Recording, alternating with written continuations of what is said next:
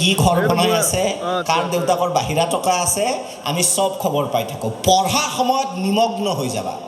ধ্যানমগ্ন যোগী জানা নহয়, যেতিয়া ধ্যান কৰি থাকে তেওঁলোকে কিবা গম পায় জানো? নাপায়। সেইকাৰণে মোক বহুতে কয় যে দাদা আমি ভালকৈ পঢ়োঁ, মনত নাথাকে কিয়? মনত থাকিব কিয়? মোবাইলটো কাষতে থাকিব, 5 মিনিটৰ মূৰে মূৰে ভাইব্ৰেট হৈ থাকিব, মেছেজ আহি থাকিব, ঐ কি কৰিছা, মাতটো শুনো।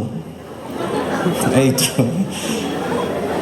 সেইকাৰণে পঢ়াৰ সময়ত এইটো কিন্তু খুব চিৰিয়াছ। যদিও মই অকণমান ধেমেলীয়াকৈ কৈছোঁ, যোনে যি কামত বা কোনোবাই এতিয়া ইমান ধুনীয়া বাঁহী বজালে, মই পঢ়াটো কেৱল কোৱা নাই দেই, পঢ়াখিনি পঢ়া।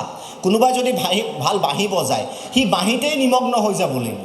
কোনোবাই যদি ভাল স্পৰ্টছমেন, সি খেলাতেই নিমগ্ন হৈ যাব লাগিব। কোনোবাই যদি ভাল কাপোৰ চিলায়, সেই কাপোৰ চিলাইতে নিমগ্ন হৈ যাব লাগিব।